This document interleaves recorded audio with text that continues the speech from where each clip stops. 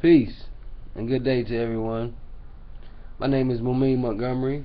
I am a senior rural business associate at the slash entrepreneur at the Rural Trading Academy. I come here to talk to you guys today about the subject matter of service, providing service. I've come to realize that no matter which kind of endeavor that you choose to go through, the best way that you're going to become successful is to be in the service of others. Now, I know that may sound corny, it may sound weak, or whatever the case, but in most cases, it's a great strength. And I've learned from many successful people that are already out here in the world, that the best way to become successful is by helping other people achieve success. Not just with money, not just with business, not just with love and relationships, but in your life as a whole. The more you help other people, the more successful you become in whatever endeavor it is that you're choosing. So I just wanted to share a couple. I'm reading this book. Here. It's called Flipping the Switch. Flipping the Switch by John G. Miller. Unleash the powers of personal accountability using the QBQs. The QBQs are the questions behind the questions, and basically those are the questions that we ask ourselves, such as, what can we do to help other people succeed? That's one thing that I was thinking about a long time ago, was what type of gifts and talents do I have that I can use to provide a service to the world, to make the world a better place. One of those things I was using a long time ago was music, writing. There's a number of different things. I've even took some college courses. There's a number of different things number of different endeavors that I've been into, as far as providing services to the world to make the world a better place. And all of those things, all of those four things that I mentioned, they all make the world a better place. I just wanted to figure out what I was passionate about. Once you figure out what you're passionate about, then you can use that and be like the quote that I used in one of my songs: be a being in service to beings in service. And basically what that says is, for every being that's providing service to someone else, that being is already in service to another, and that helps the world go around, and in turn makes the world a better place. So that's where we provide our services. We be helpful, and help people succeed in life, succeed in business, succeed in love, relationships, and so on and so forth. Like I said, once again, Flipping the Switch by John G. Miller. The 5 keys to success at work and in life. Very helpful, very useful tools that he provide in this book. It's not a very big book. Doesn't take very long to read. But I would like to share a few chapters with you guys on service.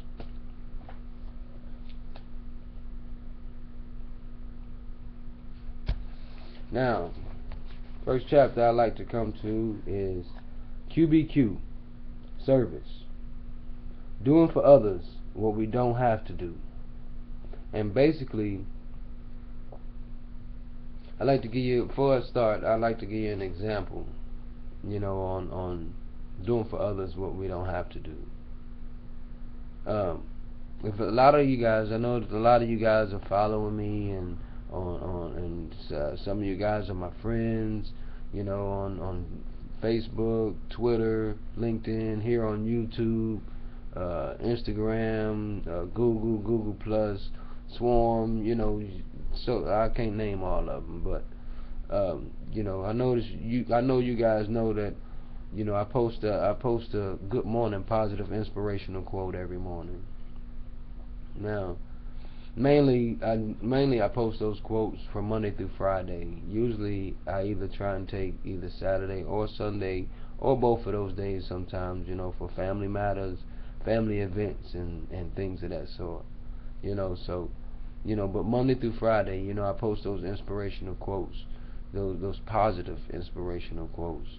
Um, the reason, well, first off, before I go into that, just so you guys know, I don't receive any compensation or rewards for posting those positive inspirational quotes. Um, I do that solely because I want to, and the reason that I do that, the first thing pops in my mind when I speak of that is, I don't know if you guys seen the movie called The Secret. In that movie called The Secret, there's a clip in there where the video shows a person gets up and first thing in the morning, stub their toe, and throughout their day snowballs, and it gets worse throughout the day. Well, the reason that I post those good morning positive quotes, positive inspirational quotes, um, is to help counter that with people's lives in the morning. To help them have a better day, in turn a better week, in turn a better life. Um, Sometimes when people, they get up and they're not in the best of moods, sometimes that's all it takes is for them to see that good morning positive inspirational quote that will turn their energy around and turn their vibration around to where they start looking at things from a more positive aspect. Now once that happens, that changes the results of how your day is going to turn out. So it helps people to for one, have a better day, for two, have a better week the more it's practiced, and for three, eventually have a better life. So this is the reason that I put those good morning positive inspirational quotes out there, is to help people. Not nobody in particular, not no particular class, nobody. You know what I'm saying? Nobody in particular. Is for everybody. No particular race, creed, color, religion, nothing. It's for everybody. And like I say, I put those good morning positive inspirational quotes out there. I don't get any rewards from it. I don't get any compensation from it. I don't get anything from it. All I get is the personal satisfaction of knowing that I'm helping someone else feel better in their life. That means more to me than anything. Most mornings I don't have to get up, but I get up because I choose to, and I love to do it. I love to do it. I love to make people feel better. If any of y'all ever talk to me, on a personal level, y'all know that that's what I do. Many people has told me that, I should be a philosopher, or should be this, or I should be a teacher, I should be that. No, I just should be me. I mean, and that's just me coming from my heart, speaking from my heart. Letting y'all know some of the things and why I do some of the things that I do. So that being said, let's go into this first chapter. This chapter is called QBQ, Question Behind the Question. Service. Doing for others what we don't have to do. Michael DeVito had a problem. For months, he and some friends had been planning on a weekend hiking trip to the Adirondacks. The Wednesday evening before they were to go, Michael was in Chicago on business when he suddenly realized he had forgotten one very important detail: boots. The Adirondacks in March promised to be cold and wet. Michael had meant to order some new hiking boots but hadn't gotten to it. So here he was, 2 days before the trip, with no boots, and he was out of town. So from his hotel room, he called LL Bean's 800 number. "I don't have a catalog with me," he told the customer service representative who answered, "but I need a pair of boots I meant to order a while ago." "I saw them in the catalog, so I know you have them." The woman laughed and said, "We have more boots than I can count, sir. Let's see if we can narrow it down a bit." Her name was Christy, and Michael sensed that he was in good hands. The call turned into a friendly conversation as Michael told Christy about the trip. Together they concluded he probably wanted cold weather boots, which whittled the options down to a more manageable dozen or so. When Michael then described every detail he could remember from the catalog, and between the two of them they pinpointed 3 possibilities. They were almost there. Then Christy asked, "When do you want them?" "To be honest with you," Michael said, somewhat embarrassed, "I need them by Friday. The trip is this weekend." She said. "I can't get these out till tomorrow, so our normal 2-day shipping won't work. And we still don't know for sure which boots you need." Michael was starting to lose hope. Then Christy saved the day. "Here's what I'll do, Michael," she said. "Tomorrow, I'll overnight you a pair of each of the 3 likely candidates in your size. You'll get them Friday. Try them all on, pick out the pair you want, and then ship the others back. I'll include a return shipment ticket, all filled out, so you can just call the number to request a pickup. Meanwhile, give me your credit card number. I won't charge anything to it until you call me Monday to tell me which ones you took on your trip. How does that sound?" Long pause. "Michael, are you there? Would that be all right with you?" After a few seconds of stunned silence, Michael finally responded with, "Wow." As Michael told me this story, I could see in his eyes that he had experienced something more than just a company that had met his needs or a person who had gone beyond all expectations. He was sharing something he could still feel and would never forget. When I finally asked him how the camping trip went, he laughed and said, "I don't remember. I spent the whole weekend raving to 12 guys about LL Bean." A company can't buy that kind of advertising, and it all came from one person choosing to go beyond what was expected by doing something she didn't have to do. That's QBQ service, and it makes all the difference. We do not engage in service when we ask the IQs or the incorrect questions, such as, "Why are people so demanding? When will customers start following the rules? When will my staff be more motivated? Why can't that department do its job right? When will others care like I do?" We do engage in service when we ask the QBQs, like, "What can I do to understand others' needs? How can I serve the customer more? How can I be a better coach? What action can I take to help them succeed? How can I add value by doing what I don't have to do?" Engaging in service is an essential part of the QBQ spirit, and the advantages extend into every area of our lives. Service strengthens relationships and builds trust. It makes us more effective leaders, both at work and at home, and adds real value to the lives of those we serve as well as our own. But most important may be the feelings of personal satisfaction and pride that come from rendering service to others.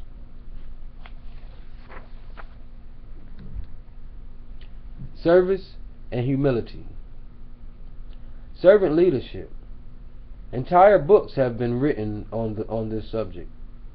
Still, some people struggle with the concept because they believe serving is subservient, but in reality it's not. Others hear the phrase servant leadership and think it's an oxymoron, a contradiction in terms such as double solitaire, civil war, old news, unbiased opinion, student teacher, legal brief, adult child, pretty ugly.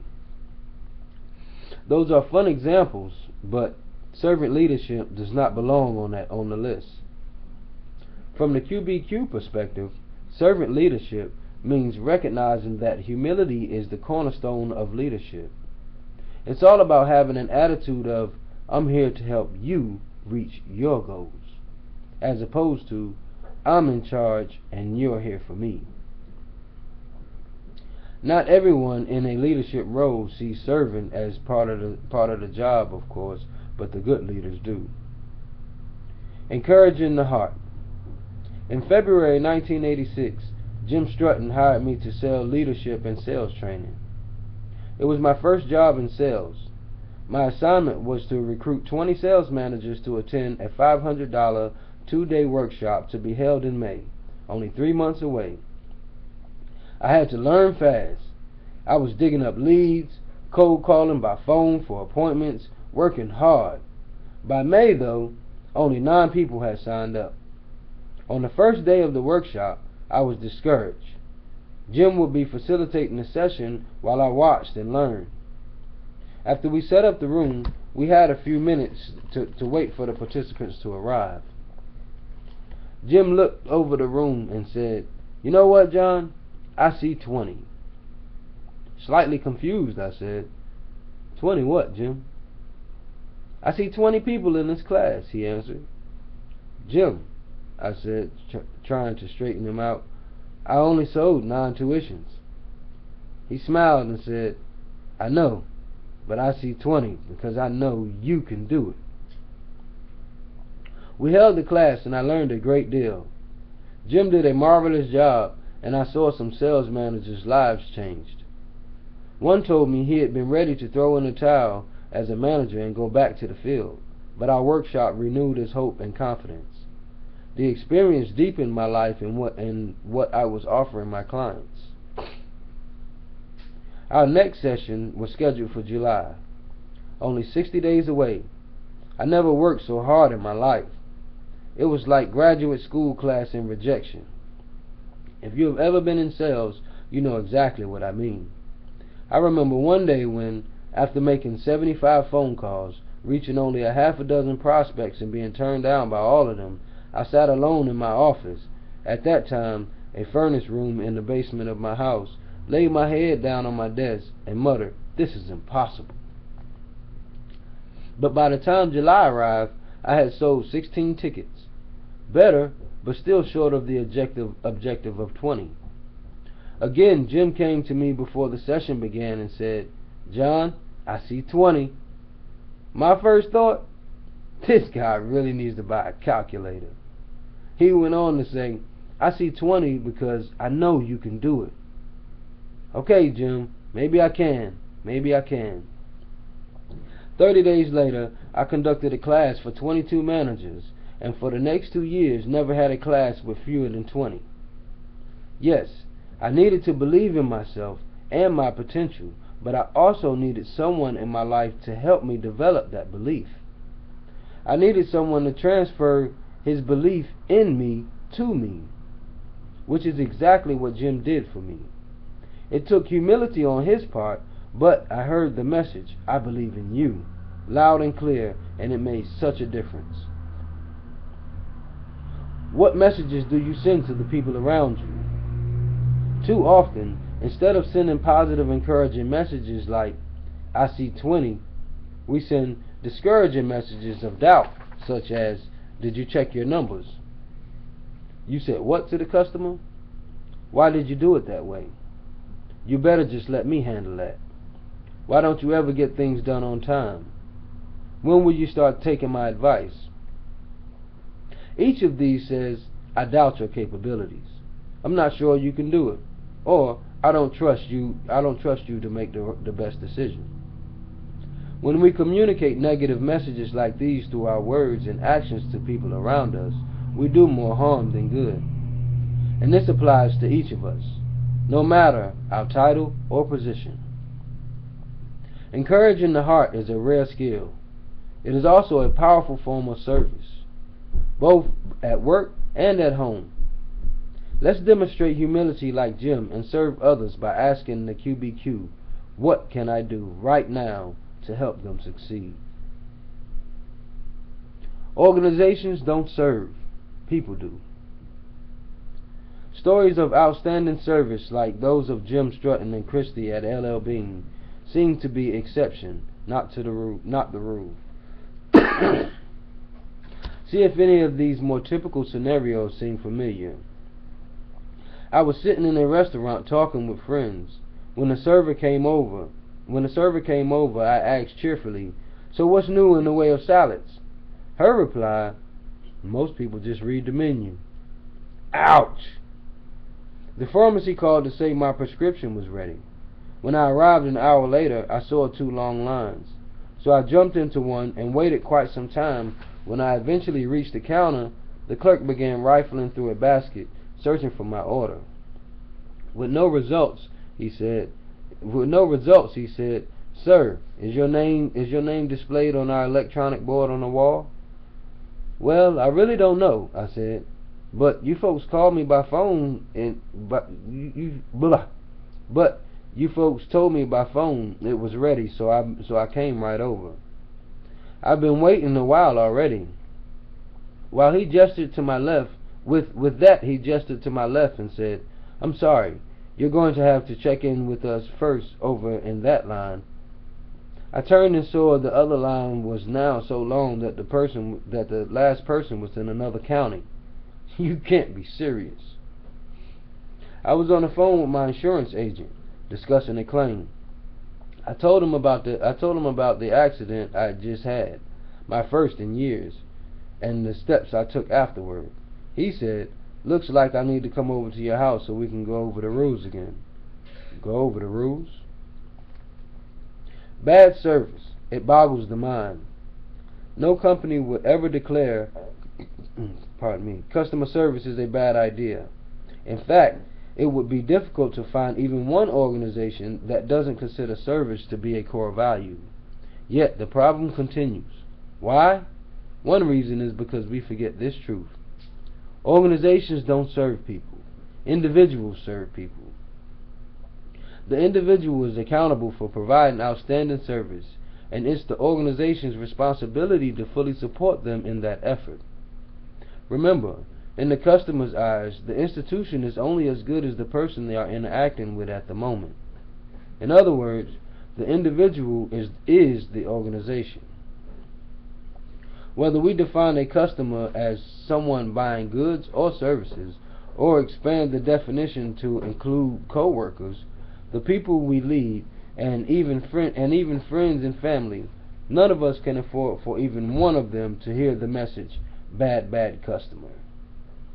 Instead of the IQ, incorrect questions, why don't customers start following the rules? Let's ask QBQs, questions behind the questions, such as, how can I best serve this person at this moment? What words can I use to put them at ease? And how can I make the customer feel special? That's the way to add value. Service. It's the right thing to do. Greg and Carol were realizing their entrepreneurial dream as the proud owners of 2 coffee shops in Denver. However, one of the stores was not doing as well as they'd hoped.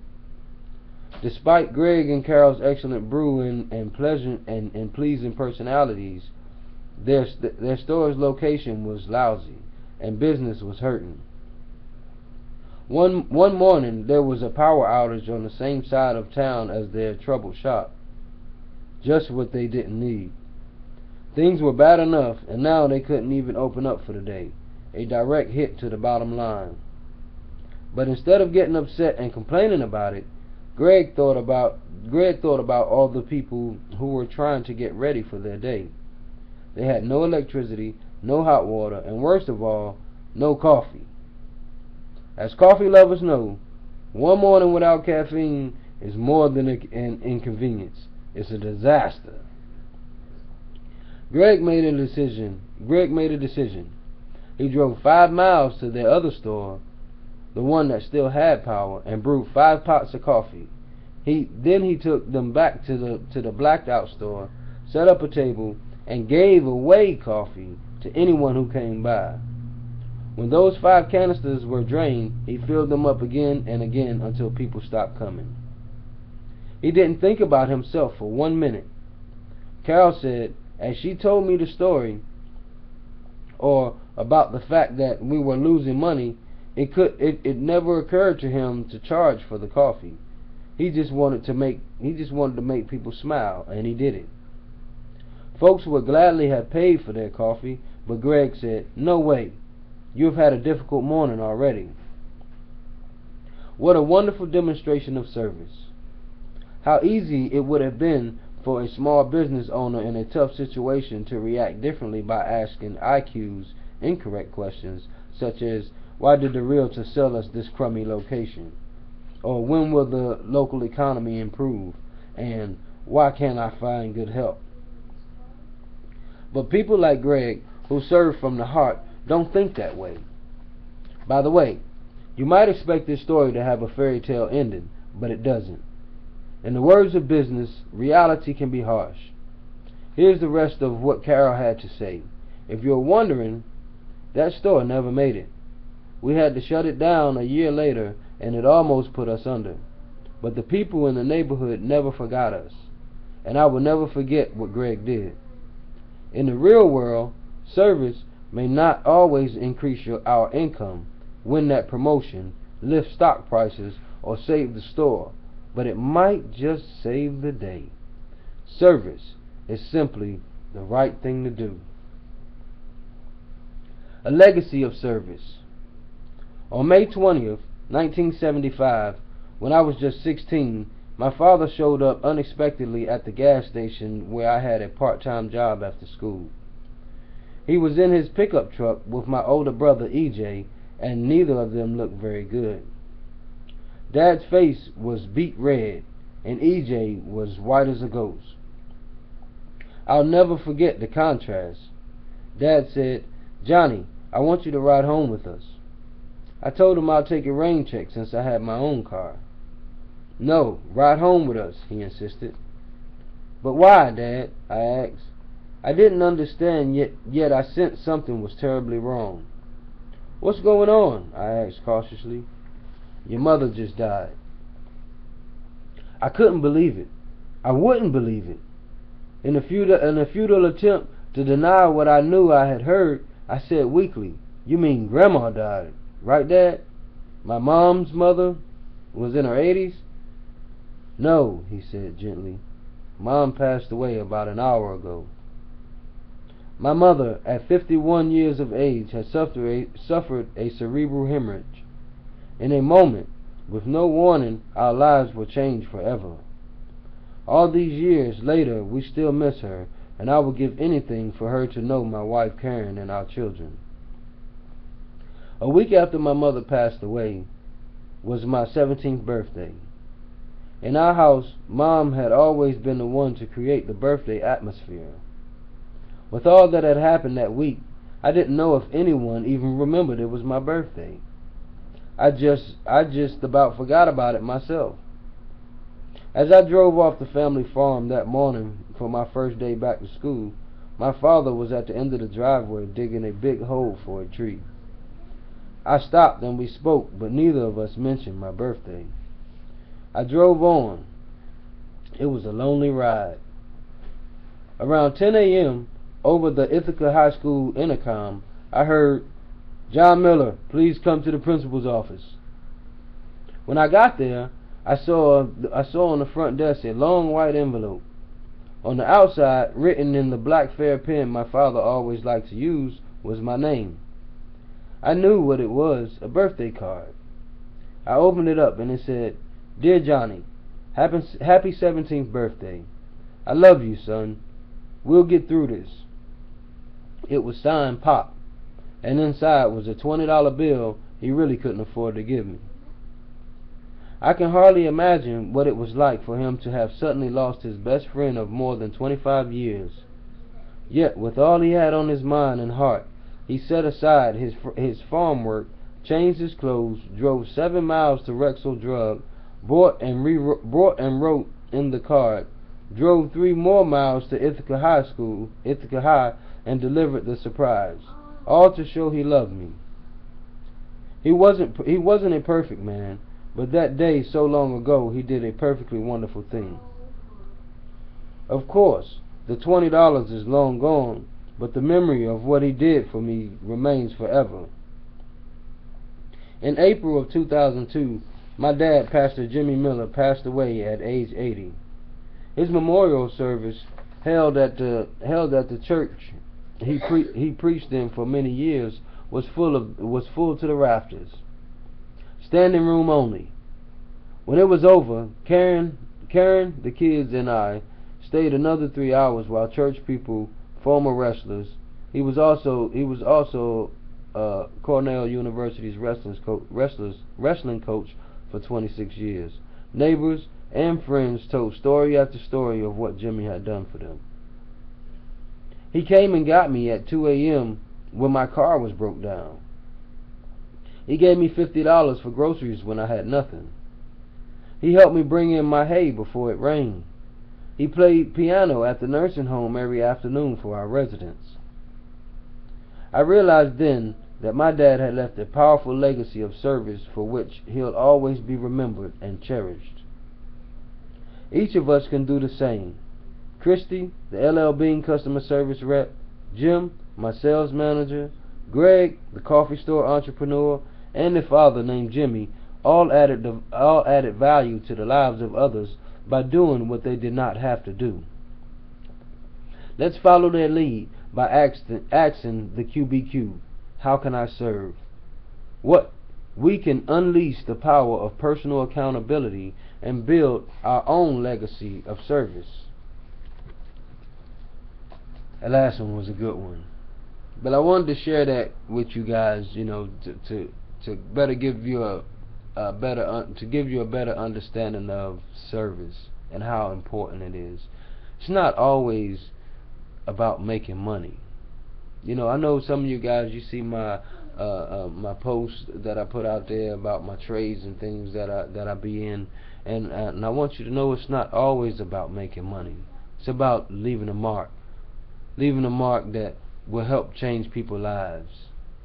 I mean, when people, as people are joining into the academy, yeah, I get a few dollars here, a few dollars there, I mean, but that's not the reason that I present you guys with this opportunity. The reason that I present this guys to you opportunity is to help you guys succeed. The little bit of money that I will get from you enrolling is minuscule compared to what you have the potential of making once you join our academy and you start trading and making your own money on your own. Because each of our traders have their own brokerage account, and they're making their own trades, and they're making their own money.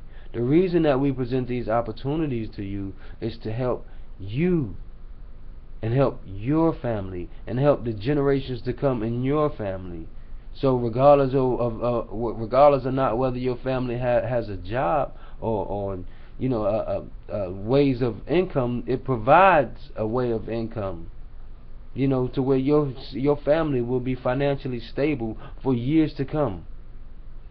Because once you're taught these things, you can't nobody go in your head and take them out. These are things that are gonna last forever. So, just so you guys know, I know you see the trades that I put out and the money that's accruing in my brokerage account. But I want you to know I do that so you guys can see the potential that you have. Because most people think that you can't make no more than $2-3 grand a month. You know what I'm saying? So and that's why I show people the potential that trading has. You can make grands in minutes. You can build your account in minutes. I gotta go up here and check on some of my trades now. I'm already running a little bit behind because I wanted to get this video out to you guys. But I gotta get into these markets now, and I set forth a few trades this morning. Then I still got some working. I put in a vertical put for Tesla Motors. It was a money management technique because it was kind of going against me, so I had to do some money management with it, and got into Netflix this morning, and got a few other trades going that I need to get up here and check in on. But I want you to know that This is why we provide this opportunity to you guys. It's not for the little bit of money we get for y'all enrolling. It's for once you gain this knowledge and you start making your money on your own. You understand? For you and your family. Because by us helping you succeed, we succeed. You see what I'm saying? This is what that opportunity, this is what the Royal Trading Academy provides. It provides a stepping stone for you to succeed. This is the service that we are providing to you. Now, if you have any questions or any interest in the Royal Trading Academy, at the bottom of this video will be my email. You can just email me with your interest. What made you want to join the academy, the potential that it has, or whatever thoughts you may have on it, on your reasoning for wanting to join. But if you're interested in joining our academy and starting to learn how to trade and starting to better your and want to better your life, please, by all means, send me an email, WadyMontgomery@gmail.com. That's W as in Walter, A D as in David, E M as in Mary, O N as in Nancy, T as in Tom, G as in good, OMERY @gmail.com. Peace and blessings to all you guys. I hope all of you guys have a wonderful day.